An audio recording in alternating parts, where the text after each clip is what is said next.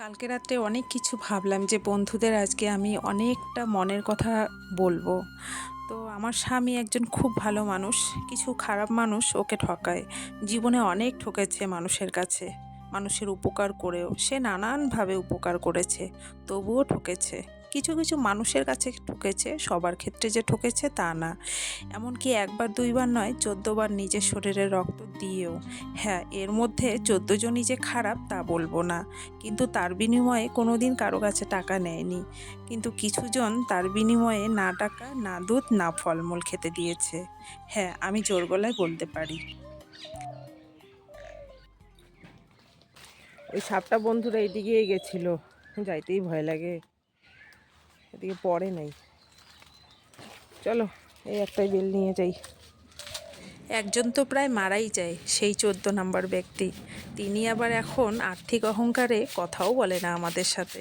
ওই বললে বলে, না বললে বলে না। তো এখানে দেখো ফ্রিজটা খুলে এখন মাছ বের করছি। সকালবেলা বাবা পুকুরের মাছ দিয়ে গেছে, কালকে বাবার বাড়িতে যাওয়ার কথা ছিল, ভাবছিলাম পুকুরে প্রচুর মাছ তুলবে আর তোমাদের সেটা আমি দেখাবো, কিন্তু সেটা আর হয়ে ওঠে নাই। কালকে ওই একটা ব্যাপার নিয়ে আমরা দুজনেই খুব আপসেট ছিলাম, তার জন্যই আর বাবার বাড়িতে যাওয়া হয়নি। কিভাবে চলবে রে? হ্যাঁ, কম্পিউটারের কি দিছে সেটা বলতে পারিস না। কবে পরীক্ষা হয়ে গেছে, আজকে কম্পিউটারের খাতা জমা দিবি। এখন কর্মশিক্ষার কাজ দিছে সেটাও বলতে পারিস না। বলতে হবে যে বাবা এগুলা করতে হবে স্কুলে। দাও দাও দাও, তাড়াতাড়ি বানাই দাও। হাতের কাজ কইছে নিশ্চয়ই কি করিস স্কুলে গিয়ে? তাহলে তুমি ওকে বড় ঝাড়ুই বানাই দাও। ঝাড়ুটা বানা যা। তুমি নাই গে মানে স্কুলে কি খবর গিয়া তুমি খোঁজ খবর রাখতে পারো না। কিছু বুঝতে পারলা বন্ধুরা? দেখো, 3 দিন আগে কম্পিউটার পরীক্ষা হয়েছে, ছেলে প্রজেক্ট জমাই দিতে পারেনি, কারণ ও বলতেই পারে না কি দিয়েছে। আজকে কর্মশিক্ষা পরীক্ষা, কিছু ছাত্রকে দেখলাম যে ওরা হাতের কাজ নিয়ে যাচ্ছে, সেটা দেখে ছেলেকে একটা তড়িঘড়ি করে ঝাড়ু বানিয়ে দিচ্ছি, কারণ দিতে তো হবে না আজকে যেহেতু পরীক্ষা। তো এই হলো আমার ছেলের অবস্থা। কি করে যে ও পড়াশোনা করবে, কি করে যে বাইরে চলবে, সেটাই আমার মাথায় ঢুকছে না। একে তো ছেলেটাকে নিয়ে আমার টেনশন, তার উপরে কিছু মানুষ আমার বরের উপরে এত অত্যাচার চলছে। মানে আমার বর এত সহজ সরল মানুষ, আমার বরকে বোকা বানিয়ে দিয়ে যাচ্ছে। আমাকে তো আর বলে নাই ঝাড়ু জানতে হবে। না, তোকে বলে নাই, তোকে বলে নাই। তার মানে শোনো শোনো দাঁড়াও, তার মানে কর্মশিক্ষার জন্য এটা নিয়ে গেছে যাতে বানাবে জিনিসটা। তাই নাকি? হ্যাঁ এরকম না, হতে পারে। সবাইকে বলছে হাতের কাজ করে বাড়ি থেকে নিয়ে আসবে, আর তুই তো কিছুই বলতে পারিস না। তাহলে ওরা কিভাবে নিয়ে গেল? ওরা কি নিজে বানায় নিয়ে গেছে নাকি মাস্টার বইলে দিচ্ছে, কোনটা? হ্যাঁ, খালি ঘাড় নাড়াইলে হবে? কি বলবো, ওর ব্রেনেই কুলায় না, নাকি ও ইচ্ছে করেই করে কিন্তু ইচ্ছে করে করে না। অ্যাকচুয়ালি ওর ম্যাচুরিটিটাই এরকম। কি করি বন্ধুরা বলো তো? আমার মানে মাথা ঠিক থাকে না যখন এই টেনশনগুলো হয় না, সত্যি আমি এতটা আপসেট হয়ে যাই, সেটা আর কাউকে বলে বুঝাতে পারবো না। তো সকালবেলা বন্ধুরা অনেক যন্ত্রণা নিয়ে কথাগুলো বলেছি, কারণ ভিতরে প্রচুর জ্বালা।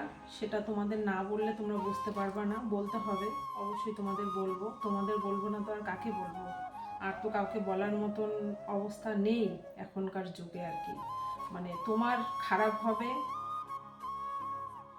তাতে খুশি হবে মানুষ, কিন্তু তোমার যখন ভালো হবে তখনও খুশি হবে না, মানে তখন উল্টোটা।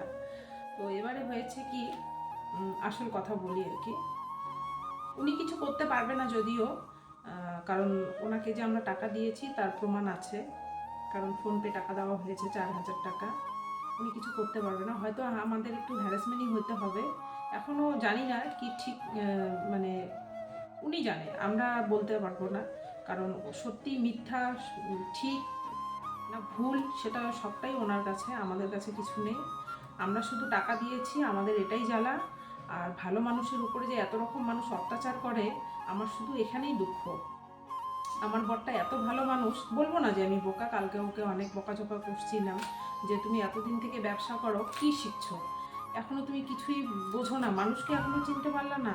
আমাকে বললো যে আরে বাবা ভদ্রলোক, ভালো মানুষ, ভালো কথা বললো, সব কিছু ডকুমেন্টস নিল আমার, তারপরে যদি উনি এরকম এক এক সময় এক এক কথা বলে তাহলে তুমি সেখানে, আগে তো বোঝে নাই পরেই বুঝতে পারছে যে উনি, মানে কি বলবো, বলতেও খারাপ লাগে, মানে ভালো মানুষের মুখ থেকে খারাপ কথা বের করানোর জন্যে মানে একটা খারাপ লোকের দরকার হয়। তো সেই কারণে খারাপ কথাগুলো বের হয়, বিশেষ করে আমার মুখ থেকেই বের হয় বেশি, বের করতে চাই না। কালকে ওনার সঙ্গে অনেক কথাবার্তা হয়েছে ফোনে, কথাবার্তা হওয়ার পরে আমাকে বলছে যে আপনার কথাগুলো আমার ভালো লাগলো না। আমাকে কেন বলতে হলো খারাপ কথাগুলো? তো এদিকে গ্যাস মুছতে মুছতে একটা জিনিস আমি লক্ষ্য করলাম, রাস্তা দিয়ে যাচ্ছে, আমার দেখে খুব ভালো লাগলো যে কিছু মানুষ খুব পরিশ্রম করে, দিন রাত খেটে উপার্জন করে, আর কিছু মানুষ মানুষের ব্রেন ওয়াশ করে টাকা ইনকাম করে। তো সেটাই আমার বরের সাথে হয়েছে। 4,000 টাকা আমার বরের ব্রেন ওয়াশ করে নিয়েছে।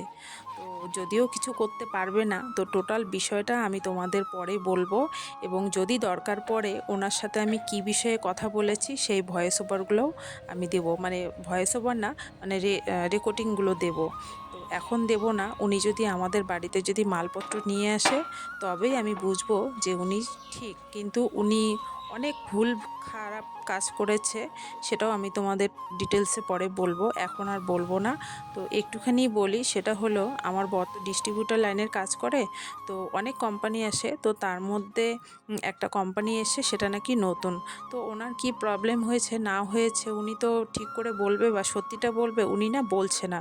আজকে কত দিন থেকে উনি মাল দেবে করে করে আমার বরের কাছ থেকে গাড়ি ভাড়া নিয়েছে 4,000 টাকা, এখনও মালপত্র কিছুই দিচ্ছে না। উল্টা একজনকে সুপার সাজিয়ে, আমরা যখন কথা বললাম সুপারের অ্যাকাউন্টে টাকা দেওয়া হয়েছে 4,000 টাকা তার ওয়াইফের নামে। যখন সেই সুপারকে জিজ্ঞাসা করা হলো যে আপনার ওয়াইফের নাম কি, এই আমি এখন বলছি না নাম ধাম, পরে বলবো, তখন উনি নাম বলতেই পারলো না। উনি আবার যে লোকটা আমাদের বাড়িতে আসছিল ওনাকে জিজ্ঞাসা করে তারপরে বলল হ্যাঁ। তাহলে তোমরা এখানে বুঝে নাও যে আমার বরের ব্রেনটা কিভাবে ওয়াশ করে টাকা নিয়ে গেছে। তো ডিটেলসে আমি টোটালটাই তোমাদের বলবো। ওনার বৃহস্পতিবার দিন আমাদের বাড়িতে মাল নিয়ে আসার কথা, তারপর আমি তোমাদের টোটালটাই শোনাবো এবং বলবো। তো আজকের মতো ভিডিওটা বন্ধুরা এখানেই শেষ করছি। সকলেই তোমরা ভালো থেকো, সুস্থ থেকো, এই কামনাই করি। পরবর্তীতে তোমাদের আরও একটা নতুন ব্লগের সাথে দেখা হচ্ছে। আজকের মতো এখানেই বিদায় নিচ্ছি। সবাই তোমরা ভালো থেকো।